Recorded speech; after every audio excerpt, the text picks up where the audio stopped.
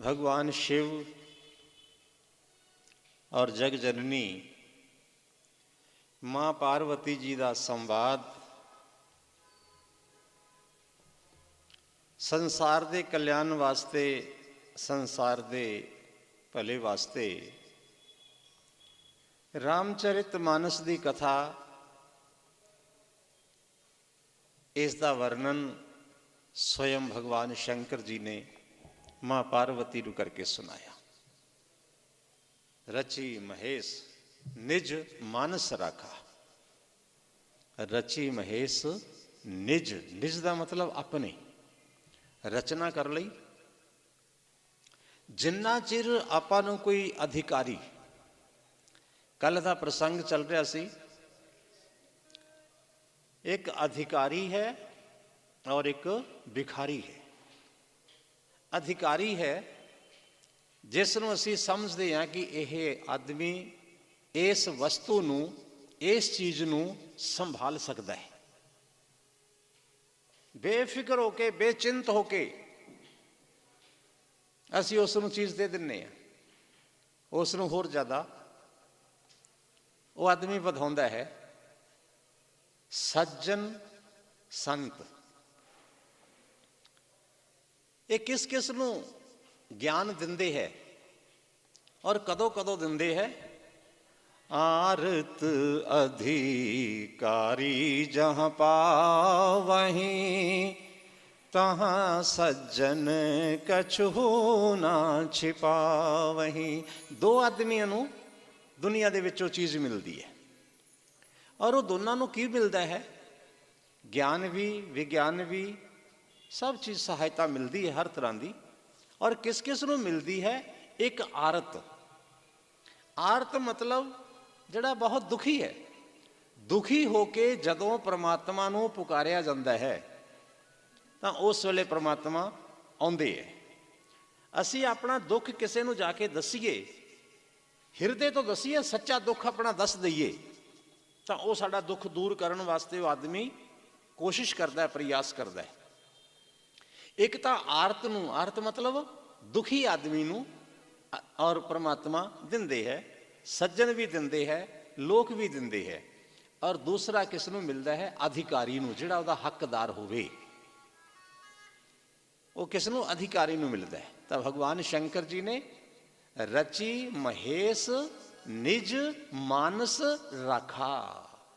कथा की रचना कर ली, सारा कुछ हो गया, पर किसी नूं प्रगट नहीं की, क्योंकि हजे उन्होंने को सुनने वाला सही पात्र नहीं मिलेगा, सही हकदार कोई नहीं मिलेगा।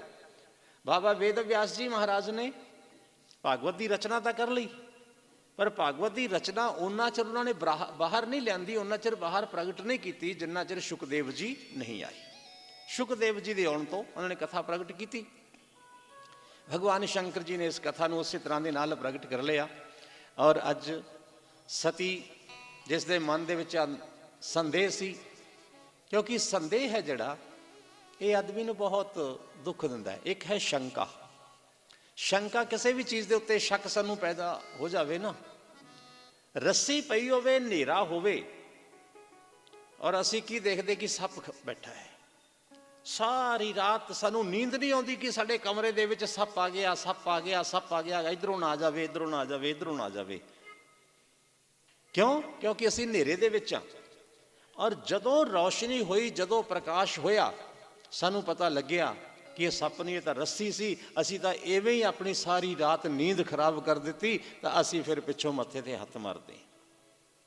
कोई आदमी बियाबान जंगल के अंदर जा किसी खेत के अंदर रात को चला जाए, नेरी रात होवे, उस जगह ते कोई दरख्त खड़िया होवे जिस दे उत्तों सारियां टाहनियां लथियां होण, दो तीन उसदे टाहने हुण, सिर्फ सारा उतों दरख्त छंग दिता जाए।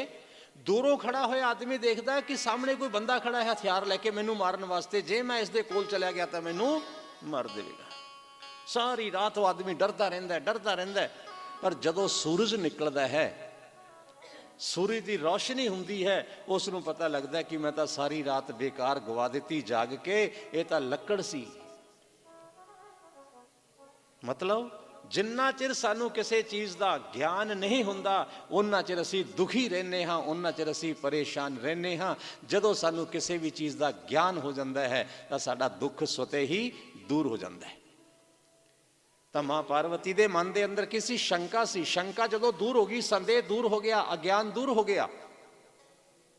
ਪਰ ਉਸ ਦੀ ਕੀਮਤ ਕਿੰਨੀ ਮਾਤਾ ਨੂੰ ਅਦਾ ਕਰਨੀ ਪਈ ਕਿ ਸਤੀ ਦਾ ਸਰੀਰ ਛੱਡਣਾ ਪਿਆ, ਅਪਮਾਨ ਸਹਿਣਾ ਕਰਨਾ ਪਿਆ, ਦੂਸਰਾ ਜਨਮ ਲੈਣਾ ਪਿਆ। ਜਨਮ ਦੇ ਵਿੱਚ ਫਿਰ ਵੀ ਪ੍ਰੀਖਿਆ ਦੇਣੀ ਪਈ। ਮਾਂ ਨੇ ਪ੍ਰੀਖਿਆ ਔਰ ਪ੍ਰਤੀਖਿਆ ਦੋਨੋਂ ਚੀਜ਼ਾਂ ਕੀਤੀਆਂ। ਫਿਰ ਜਾ ਕੇ ਭਗਵਾਨ ਦੇ ਨਾਲ ਸੰਬੰਧ ਬਣਿਆ। ਤਾਂ ਜਦੋਂ ਜੀਵ ਕਿਸੇ ਚੀਜ਼ ਦੇ ਨਾਲ ਸ਼ੰਕਾ ਜ਼ਾਹਰ ਕਰਦਾ ਹੈ ਨਾ, ਜਦੋਂ ਪ੍ਰੀਖਿਆ ਲੈਂਦਾ ਹੈ ਤਾਂ ਪ੍ਰੀਖਿਆ ਲੈਣ ਵਾਲੇ ਨੂੰ ਬਹੁਤ ਕਠਿਨਾਈਆਂ ਦਾ ਸਾਹਮਣਾ ਕਰਨਾ ਪੈਂਦਾ ਹੈ। ਤਾਂ ਭਗਵਾਨ ਸ਼ੰਕਰ ਜੀ ਨੂੰ ਦੂਸਰੇ ਜਨਮ ਦੇ ਅੰਦਰ ਪ੍ਰਾਪਤ ਕੀਤਾ। ਰਾਮ ਕਥਾ ਸੁਣਨ ਵਾਸਤੇ ਪੁੱਛਿਆ, ਮਹਾਰਾਜ ਕਿਰਪਾ ਕਰਕੇ ਮੈਨੂੰ ਜਿਹੜੀ ਕਥਾ ਹੈ ਰਾਮ ਕਥਾ ਉਸ ਨੂੰ ਸੁਣਾਓ। ਤਾਂ ਭਗਵਾਨ ਮਹਾਦੇਵ ਜੀ ਫਿਰ ਕਥਾ ਸੁਣਾਉਣ ਵਾਸਤੇ ਤਿਆਰ ਹੋਏ ਔਰ ਕਥਾ ਸੁਣਾਉਣ ਵਾਸਤੇ ਕਹਿ ਰਹੇ ਕਿ ਪਾਰਵਤੀ ਦੇਖੋ, ਇਹ ਜਿਹੜੀ ਰਾਮ ਕਥਾ ਹੈ ਇਹ ਇਸ ਤਰ੍ਹਾਂ ਦੇ ਨਾਲ ਨਹੀਂ ਮਿਲਦੀ ਗੀ। ਤਾਂ ਕਿਸ ਨੂੰ ਇਹ ਰਾਮ ਕਥਾ ਮਿਲਦੀ? ਅਤੀ ਹਰੀ ਕਿਰਪਾ ਜਾ ਹੀ ਵਰ ਹੋਈ। ਪ੍ਰਮਾਤਮਾ ਦੀ ਅਤੀ ਕਿਰਪਾ ਹੋਣ ਦੇ ਨਾਲ ਜਦੋਂ ਮਨ ਦੇ ਵਿੱਚ ਸ਼ਰਧਾ ਪੈਦਾ ਹੋਵੇ, ਮਨ ਦੇ ਵਿੱਚ ਭਾਵਨਾ ਪੈਦਾ ਹੋਵੇ ਨਾ, ਤਾਂ ਉਸ ਵੇਲੇ ਇਹ ਰਾਮ ਕਥਾ ਮਿਲਦੀ ਹੈ। ਪਾਰਵਤੀ ਮਾਤਾ ਨੇ ਕਿਹਾ ਕਿ ਪ੍ਰਭੂ ਰਾਮ ਜੀ ਦੀ ਮਹਿਮਾ ਕਿਰਪਾ ਕਰਕੇ ਮੈਂ ਸੁਣਨਾ ਚਾਹੁੰਦੀ ਹਾਂ। ਸੁਣਿਆ ਕਿ ਰਾਮ ਜੀ ਬਾਰ-ਬਾਰ ਅਵਤਾਰ ਲੈਂਦੇ ਹੈ, ਕੀ ਕਾਰਨ ਹੈ ਭਗਵਾਨ ਦੇ? ਤਾਂ ਸ਼੍ਰੀ ਭੋਲੇਨਾਥ ਦੱਸ ਰਹੇ ਕਿ ਹੇ ਸਤੀ, ਉਸ ਦੇ ਕਿੰਨੇ ਕੁ ਕਾਰਨ ਹੈ ਅਵਤਾਰ ਲੈਣ ਦੇ। ਹਰੀ ਅਨੰਤ, ਹਰੀ ਕਥਾ ਅਨੰਤਾ। ਭਗਵਾਨ ਦੀ ਕਥਾ ਦਾ ਪਾਰ ਨਹੀਂ ਪਾਇਆ ਜਾ ਸਕਦਾਗਾ। ਦੇਵਰਿਸ਼ੀ ਨਾਰਦ ਜੀ ਨੇ ਸ਼ਰਾਪ ਦਿੱਤਾ, ਕਾਰਨ ਦੱਸਿਆ। ਜੈ ਵਿਜੈ ਨੂੰ ਸ਼ਰਾਪ ਮਿਲਿਆ, ਉਸ ਦਾ ਕਾਰਨ ਦੱਸਿਆ। ਕਈ ਕਾਰਨ ਗਿਣਾਏ ਭਗਵਾਨ ਨੇ। ਔਰ ਇੱਕ ਹੋਰ ਕਾਰਨ ਕੀ ਦੱਸਿਆ ਕਿ ਪ੍ਰਤਾਪ ਭਾਨੂ ਰਾਜਾ, और उस राजा प्रताप भानु ने उसने भी श्राप मिलिया, श्राप दे कारण, और उसनों भी अगला जन्म रावण ते कुंभकर्ण दा लेना पिया। और भगवान ने उस वक्त भी अपना राम अवतार लिया, उन्होंने खत्म करने वास्ते, उन्होंने दा कल्याण करने वास्ते। यह इतिहास पुनीत यति, ये बहुत पावन बड़ा पवित्र इतिहास भगवान शंकर जी ने। उमा ही कहीं वृख के तू भारद्वाज सुनु अपर मुनि राम जन्म कर हेतु। ਹੁਣ भारद्वाज जी ਉਹ ਵੀ ਕਥਾ ਦਾ ਪ੍ਰਸੰਗ ਸੁਣਾ ਰਹੇ ਹੈ। ਕਾਕਬ ਸੁੰਢੀ ਜੀ ਉਹ ਕਥਾ ਦਾ ਪ੍ਰਸੰਗ ਸੁਣਾ ਰਹੇ ਗਰੁੜ ਜੀ ਨੂੰ ਕਿ ਰਾਮ ਜਨਮ ਦਾ ਹੇਤੂ, ਰਾਮ ਜਨਮ ਦਾ ਕਾਰਨ ਕੀ ਹੈ। ਰਾਮ ਤਾਂ ਜਨਮੇ, ਪਰ ਕਿਉਂ ਜਨਮੇ ਰਾਮ, ਕਿਉਂ ਪ੍ਰਗਟ ਹੋਏ ਰਾਮ? ਤਾਂ ਉਸ ਦੇ ਵਿੱਚ ਉਹਨਾਂ ਨੇ ਦੱਸਿਆ ਕਿ ਵਿਸ਼ਵ ਪ੍ਰਸਿੱਧ ਏਕ ਕਹਿ ਕਈ ਦੇਸੂ ਸਤਿ ਕੇ ਤੂ ਤਹਾਂ ਬਸ ਹੀ ਨਰੇਸੂ। ਧਰਮ ਧੁਰੰਦਰ ਨੀਤੀ ਨਿਧਾਨਾ तेज प्रताप सील बलवाना। तेहि के भय जुगल सुत बीरा सब गुण धाम महारण धीरा। ककई देश दे अंदर और बड़े प्रसिद्ध बड़े बुद्धिवान राजा कौन है? सत्य केतु। सत्य केतु, सत्य का मतलब सच्चाई और केतु का मतलब झंडा, झंडे नूं कहंदे केतु। जो सच्चाई का झंडा लेके चलण वाला व्यक्ति है उसनूं कहा जाता सत्य केतु। सच्चाई का झंडा यानी कि धर्म का झंडा जिसने चुक्या होया है, जो धर्म के मार्ग नूं नहीं छड्डदा, धर्म के रास्ते नूं नहीं छड्डदा, उसका नाम है सत्य केतु। घर दे अंदर प्रताप भानु नाम का बेटा पैदा हो गया। प्रताप भानु पैदा हो गया, काल केतु, इस दे नाल ही और दो बेटे पैदा हो गए। और उन्होंने विचों एक है प्रताप भानु और एक है काल केतु और एक है प्रताप भानु। काल केतु, प्रताप मतलब यश, ਜਿਹੜਾ यश ਦਾ सूरज है, ਜਿਹੜਾ यश ਨੂੰ ਚਾਰੋਂ ਪਾਸੇ ਫੈਲਾਉਣ ਵਾਲਾ है। और किस दे घर ਦੇ ਵਿੱਚ ਪੈਦਾ ਹੋਏ? सत्य केतु दे, सच्चाई दे धर्म दे घर दे विच पैदा हो गए। कौन पैदा हो गया सच्चाई दे घर दे अंदर? काल केतु। काल दा मतलब समा, वक्त, वक्त दा झंडा चुक के चलन वाले, जिस नूं अज दी भाषा दे विच कहंदे है दल बदलू। यानी कि जिस तरह का मौका आया, जिस तरह का समा आया, उसे दा झंडा चुक लिया, समय के मुताबिक अपने आप को बदल लिया। समय की प्रतीक्षा नहीं की, होर किसी चीज़ की प्रतीक्षा नहीं की गई, इंतजार नहीं किया गया, सबर जवाब दे गया कि जल्दी तो जल्दी, जल्दी तो जल्दी मैं उच्चा पहुंच जावां, जल्दी तो जल्दी मैं उच्चा पहुंच जावां।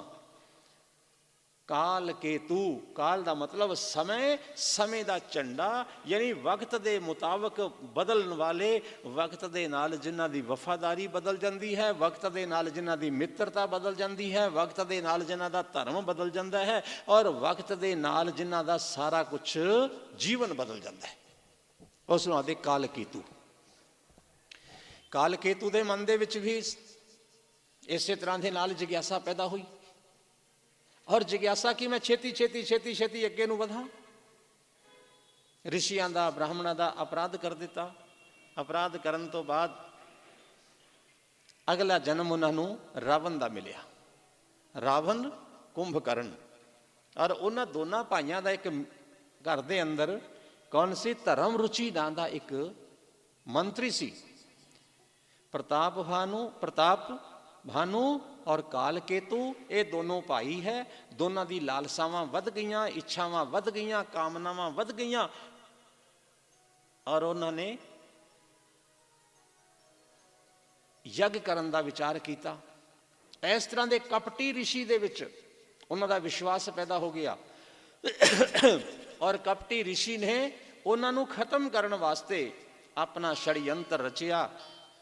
उस षड्यंत्र की वजह के नाल साधु ब्राह्मण महात्मा इन्हां सब लोगों को उन्होंने बुलाया भोजन कराने वास्ते, लेकिन कपटी ऋषि ने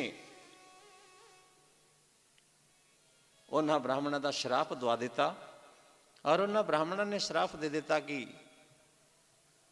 सानू जो राक्षसा वाला भोजन तुसी परोसिया है, अगले जन्म च राक्षस बनोगे। और रावण कुंभकर्ण बने। जिहड़ा उन्हां दा मंत्री है, उन्हां दे घर दे विच भविष्य नाम का उन्हां दा छोटा भाई बनिया। तां भगवान शंकर महादेव पार्वती नूं कह रहे कि हे पार्वती, बड़ी विचित्र प्रभु की लीला है, प्रभु के नियम बड़े विचित्र है। और अगले जन्म दे विच उन्हां नूं रावण का जन्म मिलिया, रावण कुंभकर्ण। रावण के जन्म की कथा भी रामायण के अंदर नहीं आती, क्योंकि रामायण बहुत सारियां हैं, बहुत सारे ग्रंथ है।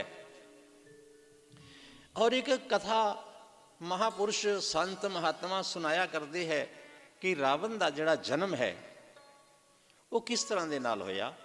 बड़ा विचित्र, क्योंकि काल भेद दे नाल, कल्प भेद दे नाल, अलग अलग तरीकों के नाल रावण का जन्म वर्णन मिलता है। कि पहले समय के अंदर पुलस्त ऋषि होए, ब्रह्मा जी, उस तो अगे पुलस्त जी, पुलस्त जी तो विश्व श्रवा। विश्व श्रवा जी भगवान का भजन करने वाले बड़े विद्वान कर्मकांडी ब्राह्मण। और कर्मकांडी जड़े ब्राह्मण है, अपना नियमित रूप के नाल परमात्मा का चिंतन करना, किते हवन करना, किते यज्ञ करना, किते पूजा करनी, किते पाठ करनी, ये संत महापुरुषों के वचन है। उसनों कह रहा मैं, रामायण के अंदर तुलसीदास जी की रामायण के अंदर एक कथा का जिक्र नहीं है, और वाल्मीकि जी की रामायण के अंदर भी इस कथा का जिक्र किसी जगह पर नहीं है। अपने कर्म कांड दे विच वो मगन है। कुछ समय बाद की होया, काफ़ी ज़्यादा अवस्था हो गई, शादी हुई नहीं। जदों शादी ना हुई, बड़ा विचार करन लगे विश्व श्रवा कि भाई शादी नहीं होगी मेरी, चलो कोई गल नहीं, जो ईश्वर की लीला। एक दिन एक वस्त्र धोने वाले धोबी के घर के अंदर लड़की का जन्म होया। विश्व श्रवा जी के कोल गए, महाराज मेरे घर के अंदर बेटी का जन्म होया है, तुसी उसका नामकरण करो। नामकरण हाँ जरूर करांगे, तुसी चलो जाके तैयारी करो और भाई मैं आ रहा। जिस वेले नगर दे विच उन्होंने अपने आश्रम दे विचों चले, नगर दे विच कहंदे प्रवेश करन लगे ना, तां नगर दे बाहर पिंडां दे विच उस नूं आखदे फिरनी, जिहड़ी चारों पासे वड्डे शहरां 'च उस नूं कहंदे रिंग रोड, आपां उस नूं कहंदे ने कि बाहरला बाईपास, जिथों शहर दे अंदर प्रवेश किया जाता, उसके चारों पासे जिहड़ी घूमण वाली सड़क है। विश्व शर्मा जी अंदर प्रवेश करन लगे नगरी दे, देखा एक काले कपड़े पाए हुए औरत रो रही है। जदों रो रही है उसने पूछा, देवी कोसी तुम, तू कौन है? और उस देवी ने क्या कि मैं होनी भावी, भावी मतलब होनहार। कहने लगे फिर तू किस दी भावी है, हुण तू किस दी भावी है, तू किस दी होनहार है? कहने लगे तेरी। मेरी होनहार है? कहने लगे हाँ। की मेरे नाल होने वाला है, की मेरे नाल घटना घटन वाली है? कहने लगे तेरे नाल उहियो घटना घटन वाली है जिस लड़की दा तू नामकरण करन वास्ते जा रहे है ना, इस लड़की दी शादी तेरे नाल होएगी। कहने लगे किवें हो सकता है? वो कहने लगी मैं होनी हाँ, इस नूं कोई टाल नहीं सकता गा, होनी नूं कोई बदलने वाला नहीं है।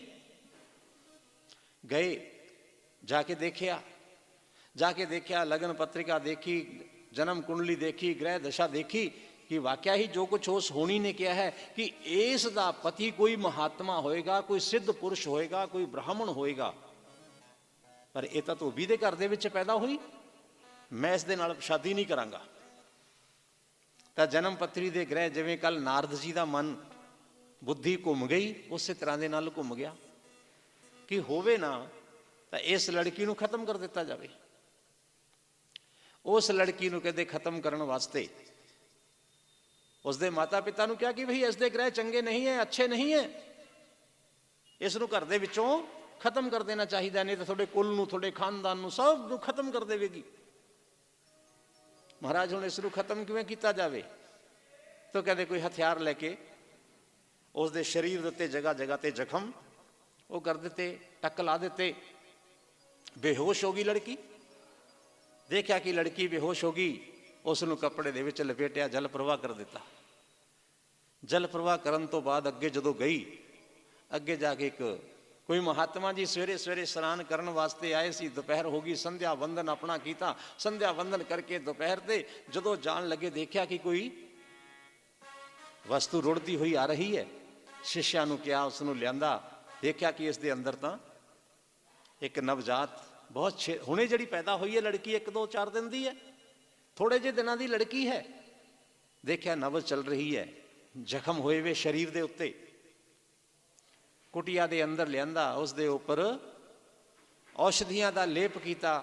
धीरे धीरे धीरे धीरे वो लड़की बड़ी हो गई, बच गई, बड़ी हो गई, जवान हो गई। जिस वेले जवान हो गई लड़की, तो उन्होंने राजा ने एक बार बुलाया, महाराज मेरे घर दे विच आओ, आके पूजा पाठ कराओ। तो ऋषि कहने लगे, महाराज देखो बाकी पूजा पाठ तो मैं करवा देना, मेरे वास्ते एक काम करो। राजा कहने लगे, बोलो महाराज महात्मा जी की आज्ञा है? कहने लगे आज्ञा नहीं, एक प्रार्थना है कि मेरे घर दे अंदर एक लड़की है, नौजवान 18-20 साल की उम्र हो गई, और तुसी राजा हो, राजा दे कोल बहुत सारे लोग आउंदे हैं जांदे हैं, इस लड़की दे वास्ते कोई लड़का मिल जावे तो वो तुसी मैनू दसो, मैं उस दे नाल शादी कर देवां। राजा ने कुछ ही दिनों दे विच इंतजाम किया, और जिसनों भी पता लग्या कि भाई राजा दे पुरोहित दी बेटी है, राजा दा पुरोहित है जड़ा ओदी बेटी है, बड़ा अच्छा परिवार होएगा, तो भाई होर तक किसी नूं नहीं, विश्व शर्मा जी महाराज नूं उसका पता लग गया और ओदी शादी वास्ते तैयार कर लिया। विश्व शर्मा जी नूं बुलाया, महाराज थोड़ी शादी हुई नहीं, और बोलो, कहने लगे महाराज जरूर करवा दियो। विश्व शर्मा जी तैयार हो गए। जिस वेले शादी वास्ते तैयार होए और गए, जदों तैयार होके गए और ਬਰਾਤ ਲੈ ਕੇ ਉਸ ਜਗ੍ਹਾ ਤੇ ਪਹੁੰਚ ਗਏ ਔਰ ਫਿਰ ਕੀ ਦੇਖਿਆ ਕਿ ਉਹੀ ਕਾਲੇ ਕੱਪੜਿਆਂ ਵਾਲੀ ਔਰਤ, ਉਹੀ ਇਸਤਰੀ, ਉਹ ਬੈਠ ਕੇ ਰੋ ਰਹੀ ਹੈ। ਵਿਸ਼ਵ ਸਰਵਾ ਜੀ ਦਾ ਫਿਰ ਮੱਥਾ ਠਣਕਿਆ ਕਿ ਇਹ ਤਾਂ ਉਹੀ ਔਰਤ ਹੈ ਜਿਹੜੀ ਅੱਜ ਤੋਂ 18-20 ਸਾਲ ਪਹਿਲਾਂ ਮੈਨੂੰ ਮਿਲੀ ਸੀ। ਪੁੱਛਿਆ, ਕੋਸੀ ਕੌਣ ਹੈ ਤੂੰ? ਕਹਿਣ ਲੱਗੀ ਮੈਂ ਉਹੀਓ ਭਾਵੀ, ਉਹੀਓ ਹੋਣੀ। ਕਹਿਣ ਲੱਗੇ ਹੋਣੀ? ਕਹਿਣ ਲੱਗੇ ਹਾਂ ਹੋਣੀ ਹਾਂ ਮੈਂ। ਤਾਂ ਅੱਜ ਕਿਸ ਦੀ ਹੋਣੀ ਹੈ ਤੂੰ? ਅੱਜ ਕਿਸ ਦੀ ਭਾਵੀ ਹੈ? ਅੱਜ ਕਿਸ ਦੇ ਨਾਲ ਕੁਝ ਘਟਨਾ ਘਟਣ ਵਾਲੀ ਹੈ? ਕਹਿਣ ਲੱਗੀ ਘਟਨਾ ਘਟ ਚੁੱਕੀ। ਇਹ ਉਹੀਓ ਲੜਕੀ ਹੈ ਜਿਸ ਨੂੰ ਤੁਸੀਂ ਮਾਰ ਕੇ ਦਰਿਆ ਦੇ ਅੰਦਰ ਪ੍ਰਵਾਹ ਕਰ ਦਿੱਤਾ ਸੀ ਔਰ ਅੱਜ ਤੁਸੀਂ ਉਸ ਦੀ ਸ਼ਾਦੀ ਕਰਨ ਵਾਸਤੇ ਜਾ ਰਹੇ ਹੋ। ਮੈਂ ਪਹਿਲੇ ਦਿਨ ਹੀ ਕਿਹਾ ਸੀ ਕਿ ਇਹ ਲੜਕੀ ਦੇ ਨਾਲ ਤੁਹਾਡੀ ਸ਼ਾਦੀ ਹੋਏਗੀ। ਕੁਝ ਕਰ ਨਹੀਂ ਸਕਦੇਗੇ। ਸ਼ਾਦੀ ਕੀਤੀ, ਘਰ ਦੇ ਅੰਦਰ ਲਿਆਂਦਾ, ਸਰੀਰ ਦੇ ਉੱਤੋਂ, ਬਾਹਾਂ ਦੇ ਉੱਤੋਂ ਜਾਂ ਜਿਸ ਜਗ੍ਹਾ ਤੇ ਉਹਨਾਂ ਨੇ ਉਸ ਵੇਲੇ ਉਹਨਾਂ ਦੇ ਕੋਈ ਸ਼ਸਤਰ ਦੇ ਨਾਲ ਪ੍ਰਹਾਰ ਕੀਤਾ ਸੀ, ਵਸਤਰ ਉਠਾਇਆ। ਵਸਤਰ ਨੂੰ ਜਦੋਂ ਕੱਪੜੇ ਨੂੰ ਪਾਸੇ ਕੀਤਾ, ਦੇਖਿਆ ਕਿ ਉਸੇ ਤਰ੍ਹਾਂ ਦੇ ਨਿਸ਼ਾਨ ਸਰੀਰ ਦੇ ਉੱਤੇ ਬਣੇ ਹੋਏ। ਆਤਮ ਗਲਾਨੀ ਹੋ ਗਈ ਕਿ ਤਾਂ ਉਹ ਲੜਕੀ ਹੈ। ਤਪੱਸਿਆ ਕਰਨ ਵਾਸਤੇ ਚਲੇ ਗਏ। ਘਰ ਦੇ ਅੰਦਰ ਛੱਡ ਕੇ ਵਿਸ਼ਵ ਸਰਵਾ ਜੀ ਤਪੱਸਿਆ ਕਰਨ ਵਾਸਤੇ ਚਲੇ ਗਏ। ਤਪੱਸਿਆ ਤੋਂ ਬਾਅਦ ਕੀ ਹੋਇਆ? ਬਹੁਤ ਸਾਲ ਉਸ ਜਗ੍ਹਾ ਤੇ ਬੀਤ ਗਏ।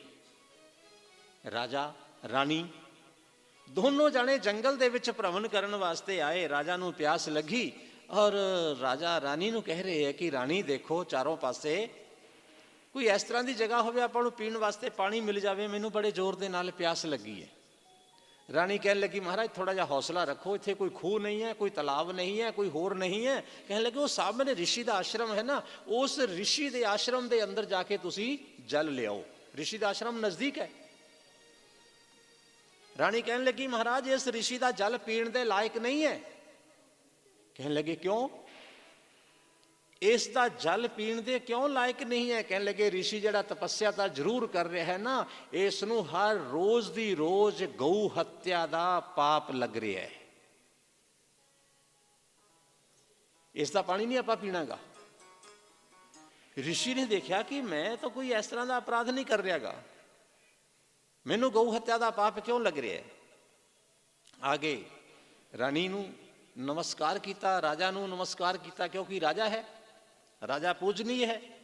ਰਾਣੀ ਮੈਂ ਇਸ ਜਗ੍ਹਾ ਤੇ ਤਪ ਕਰ ਰਿਹਾ, ਮੈਂ ਸਿਮਰਨ ਕਰ ਰਿਹਾ, ਮੈਂ ਜਪ ਕਰ ਰਿਹਾ, ਮੈਂ ਕੋਈ ਅਪਰਾਧ ਨਹੀਂ ਕਰ ਰਿਹਾਗਾ, ਪਰ ਮੈਨੂੰ ਹਰ ਰੋਜ਼ ਦੀ ਰੋਜ਼ ਗਊ ਹੱਤਿਆ ਦਾ ਸਰਾਫ, ਗਊ ਹੱਤਿਆ ਦਾ ਪਾਪ ਕਿਉਂ ਲੱਗ ਰਿਹਾ? ਕਿਮ ਕਾਰਨਮ? ਇਸ ਦਾ ਕਾਰਨ ਕੀ ਹੈ? ਮਹਾਰਾਜ ਰਿਸ਼ੀਵਰ ਤੁਸੀਂ ਜਿਸ ਦੇਵੀ ਨੂੰ ਆਪਣੇ ਘਰ ਦੇ ਅੰਦਰ ਆਪਣੀ ਅਰਧਾਂਗਨੀ ਬਣਾ ਕੇ ਲਿਆਏ ਹੋ, ਆਪਣੀ ਸਹਧਰਮਨੀ ਬਣਾ ਕੇ ਲਿਆਏ ਹੋ, ਆਪਣੇ ਸੁਖ ਦੁੱਖ ਦੀ ਭਾਗੀਦਾਰ ਬਣਾ ਕੇ ਲਿਆਏ ਹੋ, ਜਿਸ ਦੇ ਨਾਲ ਬੈਠ ਕੇ ਤੁਸੀਂ ਧਰਮ ਕਰਮ ਕਰਨਾ ਹੈ, ਉਸ ਨੂੰ ਤਾਂ ਤੁਸੀਂ ਉਸੇ ਹਾਲਤ ਦੇ ਵਿੱਚ ਘਰੇ ਛੱਡ ਕੇ ਆ ਗਏ। ਉਸ ਦੀ ਕੋਈ ਸੁਧ ਲੈਣ ਵਾਲਾ ਵੀ ਨਹੀਂ ਹੈ, ਉਸ ਨੂੰ ਕੋਈ ਪੁੱਛਣ ਵਾਲਾ ਵੀ ਨਹੀਂ ਹੈ। ਉਹ ਘਰ ਦੇ ਅੰਦਰ ਬਿਲਕ ਰਹੀ ਹੈ, ਘਰ ਦੇ ਅੰਦਰ ਤੜਫ ਰਹੀ ਹੈ, ਘਰ ਦੇ ਅੰਦਰ ਪਰੇਸ਼ਾਨ ਹੈ, ਉਹ ਭੁੱਖੀ ਹੈ, ਪਿਆਸੀ ਹੈ, ਤੁਸੀਂ ਉਸ ਦਾ ਕੋਈ ਇੰਤਜ਼ਾਮ ਨਹੀਂ ਕੀਤਾਗਾ। ਉਹ ਜਿਹੜਾ ਦੋਸ਼ ਹੈ ਨਾ, ਤੁਹਾਨੂੰ ਦਿਨੋਂ ਦਿਨ ਉਸ ਦਾ ਪਾਪ ਵਧ ਰਿਹਾ ਹੈ। ਰਾਜਾ ਰਾਣੀ ਦੇ ਵਚਨ ਸੁਣ ਕੇ ਮਹਾਤਮਾ ਨੇ ਵਿਚਾਰ ਕੀਤਾ ਕਿ ਠੀਕ ਹੈ, ਮੈਂ ਆਪਣੀ ਧਰਮ ਪਤਨੀ ਦੀ ਰੱਖਿਆ ਕਰਨ ਦਾ ਮੇਰਾ ਫਰਜ਼ ਹੈ, ਉਸ ਦੀ ਮੈਂ ਰੱਖਿਆ ਕਰਨੀ, ਉਸ ਨੂੰ ਬਚਾਉਣਾ ਇਹ ਮੇਰਾ ਧਰਮ ਹੈ। ਪਰ ਮੈਂ ਆਪਣੇ ਜਦੋਂ ਧਰਮ ਤੋਂ ਹੀ ਭ੍ਰਸ਼ਟ ਹੋ ਗਿਆ, ਮੈਂ ਆਪਣੇ ਧਰਮ ਤੋਂ ਗਿਰ ਗਿਆ, ਤਾਂ ਹੁਣ ਮੇਰਾ ਤਾਂ ਵਾਕਿਆ ਹੀ ਜੀਵਨ ਬੇਕਾਰ ਹੈ। ਮੇਰੀ ਤਪੱਸਿਆ ਕੀ ਕਰੇਗੀ? ਵਾਪਸ ਚਲੇ ਗਏ। ਖੁਸ਼ ਕਰਨ ਦਾ ਪ੍ਰਯਾਸ ਕੀਤਾ। ਜਾ ਕੇ ਜਦੋਂ ਖੁਸ਼ ਕਰਨ ਦਾ ਪ੍ਰਯਾਸ ਕੀਤਾ, ਦੇਵੀ ਉੱਠੀ ਉਸੇ ਤਰ੍ਹਾਂ ਦੇ ਨਾਲ ਬੇਹਾਲ ਹੈ ਵਿਚਾਰੀ। ਕੋਈ ਉਸਨੇ ਸ਼ਿੰਗਾਰ ਨਹੀਂ ਕੀਤਾ ਹੋਇਆ, ਕੋਈ ਉਸਨੇ ਕੱਪੜੇ ਵਸਤਰ ਵਧੀਆ ਨਹੀਂ ਪਹਿਨੇ ਹੋਏਗੇ। ਉਸੇ ਤਰ੍ਹਾਂ ਦੇ ਨਾਲ ਬੁਰੇ ਹਾਲ ਦੇ ਵਿੱਚ ਆ ਕੇ ਦਰਵਾਜ਼ਾ ਖੋਲ੍ਹਿਆ ਔਰ ਆ ਕੇ ਵਿਸ਼ਵ ਸਰਵਾ ਜੀ ਜਦੋਂ ਘਰ ਦੇ ਅੰਦਰ ਪਹੁੰਚੇ, ਪਤੀ ਦੇਵ ਆਏ, ਪ੍ਰਣਾਮ ਕੀਤਾ। ਪਤੀ ਦੇਵ ਕਹਿਣ ਲੱਗੇ ਦੇਵੀ ਮੈਂ ਤੈਨੂੰ ਛੱਡ ਕੇ ਚਲਿਆ ਗਿਆ, ਮੇਰੇ ਤੋਂ ਬਹੁਤ ਬੜਾ ਅਪਰਾਧ ਹੋ ਗਿਆ, ਮੇਰੇ ਤੋਂ ਬਹੁਤ ਬੜੀ ਗਲਤੀ ਹੋ ਗਈ। ਉਸ ਨੂੰ ਪ੍ਰਸੰਨ ਕਰਨ ਦਾ ਯਤਨ ਕੀਤਾ। ਧੀਰੇ ਧੀਰੇ ਹੌਲੀ ਹੌਲੀ ਉਹ ਜਿਹੜੀ ਇਸਤਰੀ ਸੀ ਖੁਸ਼ ਹੋ ਗਈ, ਪ੍ਰਸੰਨ ਹੋ ਗਈ ਔਰ ਆਪਣੇ ਪਤੀ ਨੂੰ ਉਸਨੇ ਤਾਨਾ ਦਿੱਤਾ, ਲੰਭਾ ਦਿੱਤਾ, ਮਹਾਰਾਜ ਇੰਨਾ ਸਮਾਂ ਤੁਸੀਂ ਬਤੀਤ ਕਰ ਦਿੱਤਾ ਤਪ ਕਰਦੇ ਕਰਦੇ, ਮੇਰੀ ਤੁਸੀਂ ਸੁਧ ਬੁੱਧ ਨਹੀਂ ਲਈ। ਆਪਣਾ ਵੰਸ਼ ਨਹੀਂ ਅੱਗੇ ਚੱਲਿਆ, ਆਪਣਾ ਖਾਨਦਾਨ ਅੱਗੇ ਨਹੀਂ ਵਧਿਆਗਾ, ਇੰਨੀ ਦੇਰ ਦੇ ਵਿੱਚ ਤਾਂ ਆਪਣੇ ਘਰ ਦੇ ਅੰਦਰ 10 ਬੇਟੇ ਪੈਦਾ ਹੋ ਸਕਦੇ ਸੀ। ਜਿੰਨੇ ਸਾਲ ਤੁਸੀਂ ਤਪੱਸਿਆ ਦੇ ਵਿੱਚ ਗੁਜ਼ਾਰ ਦਿੱਤੇ, ਮੈਨੂੰ ਪੁੱਛਿਆ ਵੀ ਨਹੀਂ, ਵੰਸ਼ ਨੂੰ ਵਧਾਉਣ ਦੇ ਬਾਰੇ ਤੁਸੀਂ ਸੋਚਿਆ ਵੀ ਨਹੀਂ। ਇੰਨੇ ਵਕਤ ਦੇ ਵਿੱਚ, ਇੰਨੇ ਸਮੇਂ ਦੇ ਅੰਦਰ ਸਾਡੇ ਘਰ ਦੇ ਅੰਦਰ 10 ਬੇਟੇ ਪੈਦਾ ਹੋ ਸਕਦੇ ਸੀ। ਤਾਂ ਰਿਸ਼ੀ ਕਹਿਣ ਲੱਗੇ, ਠੀਕ ਹੈ ਦੇਵੀ, ਮੈਂ ਤੇਰੀ ਗੱਲ ਦੇ ਨਾਲ ਸਹਿਮਤ ਹਾਂ, ਮੈਂ ਤੇਰਾ ਅਪਰਾਧੀ ਹਾਂ, ਮੈਂ ਗੁਨਾਹਗਾਰ ਹਾਂ, ਪਰ ਜੇ ਤੂੰ ਚਾਹਵੇਂ ਤਾਂ ਮੈਂ ਆਪਣੇ ਤਪੋ ਬਲ ਦੇ ਨਾਲ, ਮੈਂ ਆਪਣੀ ਤਪੱਸਿਆ ਦੇ ਨਾਲ, ਆਪਣੇ ਯੋਗ ਬਲ ਦੇ ਨਾਲ ਤੈਨੂੰ ਇਸ ਤਰ੍ਹਾਂ ਦਾ ਬੇਟਾ ਪੈਦਾ ਕਰਕੇ ਦੇਵਾਂਗਾ, ਇਸ ਤਰ੍ਹਾਂ ਦਾ ਘਰ ਦੇ ਅੰਦਰ ਬੇਟਾ ਪੈਦਾ ਹੋਏਗਾ ਜਿਸ ਦੇ ਅੰਦਰ 10 ਆਦਮੀਆਂ ਜਿੰਨਾ ਬਲ, 10 ਆਦਮੀਆਂ ਜਿੰਨੀ ਬੁੱਧੀ ਔਰ 10 ਪੁੱਤਰਾਂ ਦੇ ਬਰਾਬਰ ਜਿਹੜਾ ਹੋਏਗਾ, ਇੱਕੋ ਹੀ ਪੁੱਤਰ। ਤਾਂ ਉਸ ਤੋਂ ਰਾਵਣ ਦਾ ਜਨਮ ਹੋਇਆ, ਜਿਸ ਨੂੰ 10 ਸੀਸ, 10 ਮੁਖ, 10 ਗਰੀਬ ਕਿਹਾ ਜਾਂਦਾ ਹੈ। 10 ਦਾ ਮਤਲਬ ਜਿਹੜਾ 10 ਤਰ੍ਹਾਂ ਦੇ ਬੰਦਿਆਂ ਦੇ ਗੱਲਾਂ ਦੇ ਜਵਾਬ ਇੱਕੋ ਹੀ ਸਮੇਂ ਦੇ ਸਕੇ, 10 ਤਰ੍ਹਾਂ ਦਾ ਜਿਹੜਾ ਅਗਲੇ ਦੇ ਕਰਮ ਇੱਕੋ ਹੀ ਵਾਰ ਬੈਠਾ ਬੈਠਾ ਇਸ਼ਾਰੇ ਦੇ ਨਾਲ ਕਰ ਸਕੇ। ਅਨੇਕਾਂ ਆਦਮੀਆਂ ਦੀ ਜਿਹੜਾ ਯਕਦਮ ਇੱਕੋ ਹੀ ਵਾਰ 10 ਤਰ੍ਹਾਂ ਦੇ ਚੀਜ਼ਾਂ ਨੂੰ ਸੰਭਾਲ ਸਕੇ, ਇਸ ਤਰ੍ਹਾਂ ਦਾ ਪੁੱਤਰ ਰਾਵਣ ਉਹਨਾਂ ਦੇ ਘਰ ਦੇ ਅੰਦਰ ਉਤਪੰਨ ਹੋਇਆ। ਇਸ ਤਰ੍ਹਾਂ ਦੇ ਨਾਲ ਰਾਵਣ ਦੀ ਉਤਪੱਤੀ ਹੋਈ। ਤਾਂ ਜਿਸ ਵੇਲੇ ਰਾਵਣ ਪੈਦਾ ਹੋ ਗਿਆ ਤਾਂ ਸ਼੍ਰੀ ਬਾਬਾ ਤੁਲਸੀਦਾਸ ਜੀ ਲਿਖ ਰਹੇ ਹੈ, ਦੱਸ ਰਹੇ ਹੈ ਕਿ ਜਿਸ ਵੇਲੇ ਰਾਵਣ ਨੇ ਪੈਦਾ ਹੋ ਕੇ ਆਪਣੇ ਚਾਰੋਂ ਪਾਸੇ ਜਿਸ ਤਰ੍ਹਾਂ ਦਾ ਉਹਦਾ ਵਾਤਾਵਰਣ ਸੀ, ਮਾਹੌਲ ਸੀ, ਬੜਾ ਰਿਸ਼ੀ ਮੁਨੀਆਂ ਵਾਲਾ, ਪਹਿਲਾਂ ਉਸਨੇ ਤਪ ਕੀਤਾ ਔਰ ਤਪੱਸਿਆ ਕਰਨ ਤੋਂ ਬਾਅਦ ਜਿਸ ਵੇਲੇ ਬ੍ਰਹਮਾ ਜੀ ਮਹਾਰਾਜ ਉਸ ਦੇ ਸਾਹਮਣੇ ਪ੍ਰਗਟ ਹੋਏ ਔਰ ਬ੍ਰਹਮਾ ਜੀ ਤੋਂ ਉਸਨੇ ਤਰ੍ਹਾਂ ਤਰ੍ਹਾਂ ਦੇ ਵਰਦਾਨ ਮੰਗੇ। ਕੁੰਭਕਰਨ ਉਸ ਦਾ ਜਿਸ ਵੇਲੇ ਆਪਣੇ ਵਾਰੀ ਆਈ ਵਰਦਾਨ ਮੰਗਣ ਦੀ, ਤਾਂ ਕੁੰਭਕਰਨ ਕੀ ਚਾਹੁੰਦਾ ਕਿ ਮੈਂ 6 ਮਹੀਨੇ ਤੱਕ ਤਾਂ ਜਾਗਦਾ ਰਹਾਂ ਔਰ ਇੱਕ ਦਿਨ ਮੈਂ ਸੌਂ ਜਾਵਾਂ। ਦੇਵਤਾਵਾਂ ਨੇ ਬ੍ਰਹਮਾ ਜੀ ਨੂੰ, ਸਰਸਵਤੀ ਮਾਂ ਨੂੰ ਯਾਦ ਕੀਤਾ। ਸਰਸਵਤੀ ਦੀ ਪ੍ਰੇਰਨਾ ਹੋਈ, ਕਿਉਂ ਕਿ ਜੇ ਬੁਰਾ ਆਦਮੀ ਬਹੁਤ ਦੇਰ ਤੱਕ ਜਾਗਦਾ ਰਹੇਗਾ, ਬੁਰਾ ਆਦਮੀ ਬਹੁਤ ਦੇਰ ਤੱਕ ਜਿਉਂਦਾ ਰਹੇਗਾ ਨਾ, ਤਾਂ ਉਹ ਸੰਸਾਰ ਦਾ ਕਲਿਆਣ ਨਹੀਂ ਕਰੇਗਾ। ਬੁਰੇ ਆਦਮੀ ਦਾ ਸੌਣਾ ਹੀ ਚੰਗਾ ਹੈ ਔਰ ਸੱਜਣ ਆਦਮੀ ਦਾ ਜਾਗਣਾ ਚੰਗਾ ਹੈ। ਤਾਂ ਉਹਨਾਂ ਨੇ ਸਰਸਵਤੀ ਮਾਂ ਦੀ ਪ੍ਰਾਰਥਨਾ ਕੀਤੀ। ਮਾਂ ਸਰਸਵਤੀ ਸ਼ਾਰਦਾ ਨੇ ਦੇਵਤਾਵਾਂ ਦੀ ਪ੍ਰਾਰਥਨਾ ਸੁਣੀ। ਜਿਸ ਵੇਲੇ ਕੁੰਭਕਰਨ ਦੇ ਕੋਲ ਗਏ ਤਾਂ ਉਸਨੇ ਮੰਗਿਆ ਕਿ ਮਹਾਰਾਜ ਮੈਂ 6 ਮਹੀਨੇ ਤੱਕ ਸੁੱਤਾ ਰਵਾਂ, ਇੱਕ ਦਿਨ ਜਾਗਦਾ ਰਵਾਂ। ਬ੍ਰਹਮਾ ਜੀ ਕਹਿ ਲਗੇ ਤਥਾਸਤੂ ਤਥਾਸਤੂ ਤਥਾਸਤੂ, ਇਸੇ ਤਰ੍ਹਾਂ ਦੇ ਨਾਲ ਹੀ ਹੋਏਗਾ। ਜਲਦੀ ਜਲਦੀ ਉਸ ਨੂੰ ਕਹਿ ਦਿੱਤਾ ਔਰ ਭਵਿਸ਼ਣ ਜੀ ਦੇ ਕੋਲ ਗਏ ਤਾਂ ਭਵਿਸ਼ਣ ਜੀ ਮਹਾਰਾਜ ਨੂੰ ਪੁੱਛਿਆ ਕਿ ਭਵਿਸ਼ਣ ਬੋਲੋ ਤੁਹਾਨੂੰ ਕੀ ਚਾਹੀਦਾ ਹੈ। ਤਾਂ ਭਵਿਸ਼ਣ ਕਹਿਣ ਲੱਗੇ ਮਹਾਰਾਜ ਜਨਮ ਜਨਮ ਰਤੀ ਰਾਮ ਪਦ ਯਹ ਵਰਦਾਨ ਨਾਮ। ਮਹਾਰਾਜ ਜੇ ਮੈਨੂੰ ਦੇਣਾ ਹੈ ਨਾ ਤਾਂ ਮੈਨੂੰ ਤਾਂ ਇਸ ਤਰ੍ਹਾਂ ਦਾ ਵਰਦਾਨ ਦਿਓ ਕਿ ਜਿਸ ਦੇ ਨਾਲ ਜਨਮ ਜਨਮਾਂਤਰਾਂ ਤੱਕ ਮੇਰਾ ਪ੍ਰਭੂ ਦੇ ਚਰਨਾਂ ਦੇ ਅੰਦਰ ਪ੍ਰੇਮ ਉਹ ਬਣਿਆ ਰਹੇ, ਪ੍ਰਭੂ ਦੇ ਨਾਲ ਮੇਰਾ ਜਿਹੜਾ ਮਨ ਹੈ ਉਹ ਜੁੜਿਆ ਰਹੇ। ਤਾਂ ਇਧਰੋਂ ਰਾਵਣ ਨੇ ਜਨਮ ਲੈ ਕੇ, ਰਾਵਣ ਨੇ ਤਪੱਸਿਆ ਕਰਕੇ, ਰਾਵਣ ਨੇ ਵਰਦਾਨ ਲੈ ਕੇ ਕੀ ਕਰਨਾ ਸ਼ੁਰੂ ਕਰ ਦਿੱਤਾ। ਸਭ ਤੋਂ ਪਹਿਲੇ बढ़े खल बहु चोर जुआरा, जेलम पट पर धन परिदारा। मां नहीं मात पिता नहीं देवा, साधुन सन करवा वही सेवा।